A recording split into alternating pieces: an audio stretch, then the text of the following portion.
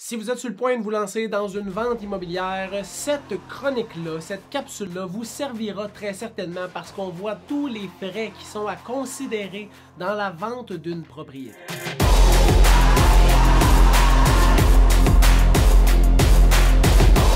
Salut tout le monde, je m'appelle François Bérard-Dubois, courtier immobilier résidentiel dans les Cantons de l'Est. Et aujourd'hui, on voit tous les frais qui sont nécessaires de considérer dans un projet de vente, que ce soit votre condo, votre terrain.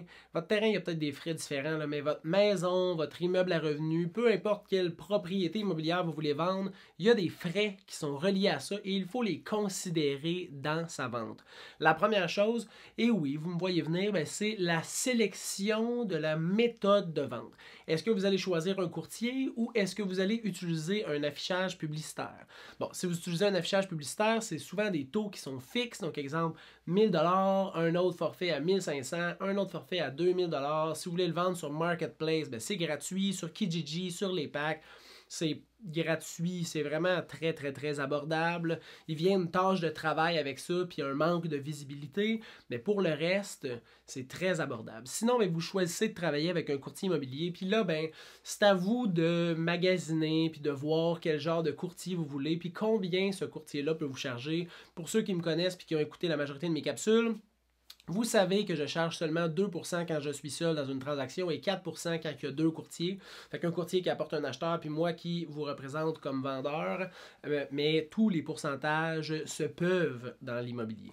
La deuxième chose, c'est l'évaluation de la maison. Là, si vous utilisez un courtier, il y a des maudites bonnes chances que le courtier soit capable de faire l'évaluation de votre propriété, mais qui sait, peut-être que vous avez une maison très particulière et faire appel à un évaluateur agréé, c'est une bonne chose. À ce moment-là, les frais peuvent varier entre 500 $ et 2000 $ pour l'évaluation de votre propriété et ce bout-là est très important parce que ça va pouvoir vous permettre de fixer le juste prix pour votre maison. Pas viser trop haut, pas avoir de visite, puis que les gens se disent pourquoi que cette maison-là reste sur le marché. Pas viser trop bas, puis laisser de l'argent sur la table. Avoir le juste prix dans une mise en marché, c'est excessivement important.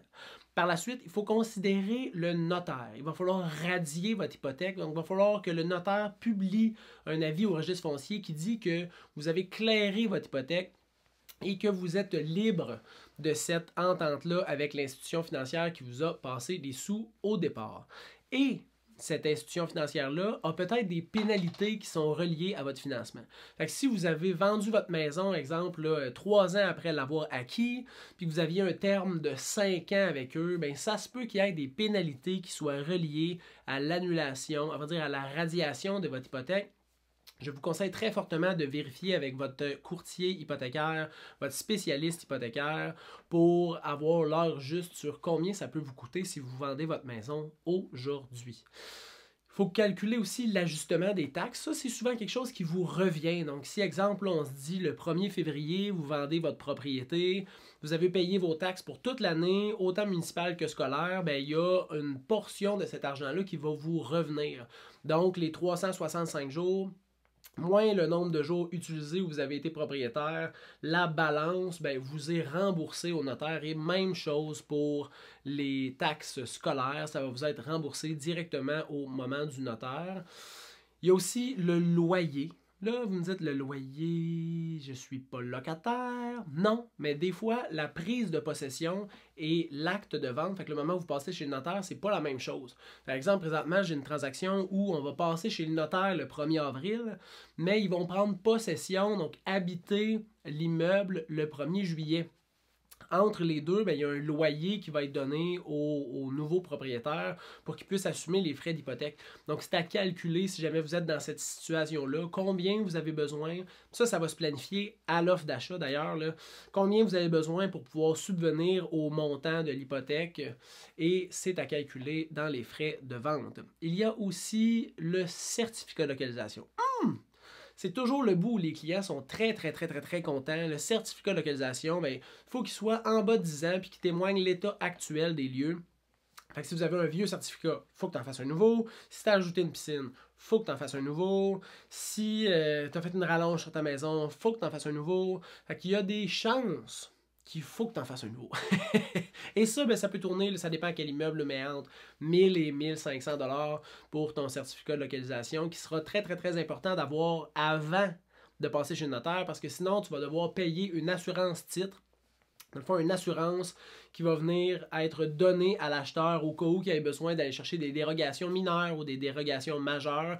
Mais cette assurance-là, l'assureur va pouvoir payer pour les démarches. Mais ultimement, tu veux ton certificat de localisation avant de passer chez le notaire pour éviter ces frais-là, mais aussi pour que l'acheteur puisse en prendre connaissance.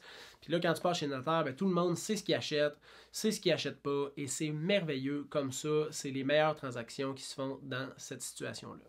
Puis après ça, ben, il y a les coûts de préparation, le peinture, décoration, meubles supplémentaires, petites réparations que tu voudrais faire. Tous ces petits frais-là, c'est à calculer. Puis des fois, on se dit, ouais, c'est pas si pire que ça, mais un petit divan, puis là, je vais dire du pas cher. Là. Un petit divan, 800$, 2-3 luminaires à 150, 250$ chaque, les globes qui vont avec, la peinture, puis là, on se dit, la peinture, c'est pas cher. La peinture, c'est cher. C'est très cher. Toutes ces petites choses-là, ben, c'est des choses qui sont à calculer pour que l'argent qui te reste après la transaction ben, soit capable de venir éponger toutes ces petites dépenses-là qui ne sont pas associées nécessairement directement à l'achat de la maison, mais que tu vas avoir à faire. Ça fait beaucoup. Tu peux réécouter la capsule puis mettre des chiffres à côté, un à côté de l'autre, parce que ça paraît pas, mais c'est quand même important de le calculer. J'espère que vous avez apprécié cette capsule-là. Je sais, j'en fais moins souvent des capsules parce que présentement, je suis dans un grand projet d'acquisition de chalets, de rénovation. Puis là, je donne le maximum d'énergie à ce projet-là et à mes clients. Donc, un petit peu moins à faire des capsules, mais je ne vous oublie pas et je reviens en force rapidement avec 2 autres capsules et plein d'autres projets pour vous garder informés sur l'immobilier. Je vous souhaite une très bonne journée et on se revoit bientôt.